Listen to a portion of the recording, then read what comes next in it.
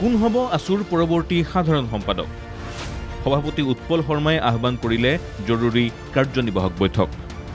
বৈঠকত হ'ব সিদ্ধান্ত কোনে নেতৃত্ব দিব ছাত্ৰ সন্থাক এখন সদৌ অসম ছাত্ৰ সন্থাৰ সভাপতি উৎপল শৰ্মাৰ জৰুৰী পত্ৰ 18 ছেপ্টেম্বৰত গুৱাহাটী বিশ্ববিদ্যালয়ৰ মুখ্য কাৰ্যালয়ত অনুষ্ঠিত হ'বলগীয়া জৰুৰী কাৰ্যনিৰ্বাহক বৈঠকত সংগঠনটোৰ প্ৰতিজন কাৰ্যনিৰ্বাহক সদস্যক উপস্থিত থাকিবলৈ অনুৰোধ সন্থাৰ সভাপতিৰ সাজু হৈছে প্ৰতিজন ৰাজ্যিক কাৰ্যনিৰ্বাহক মূলত সাধাৰণ সম্পাদকৰ ৰিক্ত পদ পূৰণ সন্দৰ্ভত আলোচনা হ'বলগীয়া সভাখনত অৱশ্যে হ'ব কিছু ব্যতিক্ৰম সাধাৰণ সম্পাদকে উদ্দেশ্য ব্যাখ্যাৰ জৰিয়তে আৰম্ভ কৰা হয় আসুৰ কাৰ্যনিৰ্বাহক বৈঠক পিছে বুধবাৰে গুৱাহাটী বিশ্ববিদ্যালয় চৌহদত থকা মুখ্য কাৰ্যালয়ত বিয়লি 3:55 পৰা আৰম্ভ হ'বলগীয়া ৰাজ্যিক কাৰ্যনিৰ্বাহক বৈঠকৰ উদ্দেশ্য ব্যাখ্যা কৰিব সভাপতি উৎপল শৰ্মাই সাধাৰণ সম্পাদক সন্দৰ্ভত আলোচনা হোৱাৰ পূৰ্বেই শংকৰজ্যোতি বৰুৱাক লৈ সৃষ্টি হোৱা বিতৰ্ক আৰু আসুৰ সাধাৰণ সম্পাদকৰ অব্যাহতি সন্দৰ্ভত হ'ব আলোচনা মুখ্য উপদেষ্টা ডক্টৰ সমুজ্জ্বল কুমাৰ ভট্টাচাৰ্যই বিষয়টোত প্ৰকাশ কৰিব অভিমত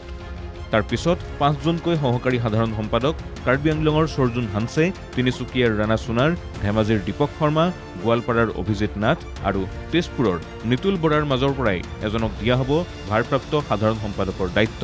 এই মুহূৰ্তলৈ সৰ্জুন হানছেকেই এই দায়িত্ব দিয়াৰ সম্ভাৱনা অধিক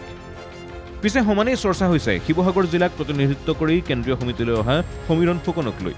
আসুৰ বিগত কাৰ্যকালৰ সহকাৰী সাধাৰণ সম্পাদক হিচাপে থকা বৰ্তমানৰ ৰাজ্যিক কাৰ্যনিৰ্বাহক সদস্য সমীৰণ ফুকনক সাধাৰণ সম্পাদক পতাক লৈও আসুৰ ভিতৰ চৰাত চলি আছে গুণাগথা ভাৰপ্ৰাপ্ত সাধাৰণ সম্পাদক নিযুক্তি দিয়াৰ 6 মাহৰ ভিতৰত অনুষ্ঠিত কৰিব লাগে সাধাৰণ সভা কিন্তু প্ৰায় 3 মাহৰ ভিতৰতেই সাধাৰণ সভা অনুষ্ঠিত কৰিবলৈও সিদ্ধান্ত লোৱাৰ সম্ভাৱনা আছে বুধবাৰৰ কাৰ্যনিৰ্বাহক বৈঠকত সেই অনুসৰিয়েই পৰৱৰ্তী সময়ত 3 দিনীয়াকৈ আয়োজিত সাধাৰণ সভাতেই স্থায়ী সাধাৰণ সম্পাদক বাছনি কৰিব আসুৱে এই সাধাৰণ সভাৰ স্থান তাৰিখ সন্দৰ্ভতো কাৰ্যনিৰ্বাহক বৈঠকতে হ'ব আলোচনা ইফালে অহা 3 আৰু 4 অক্টোবৰত নতুন দিল্লীত সদৌ অসম ছাত্ৰ সন্থাৰ উদ্যোগত আয়োজন কৰা হৈছে অসম চুক্তিৰ ৰূপায়ণ সাংবিধানিক ৰক্ষা কৱচ প্ৰদান সন্দৰ্ভত এক আলোচনা চক্ৰ ৰাষ্ট্ৰীয় পৰ্যায়ৰ এই আলোচনা চক্ৰৰ বিষয়তো আলোচনা হ'ব সদৌ অসম ছাত্ৰ সন্থাৰ জৰুৰী কাৰ্যনিৰ্বাহক বৈঠকত নিউজ ডেস্ক ৰিপৰ্ট NKTV+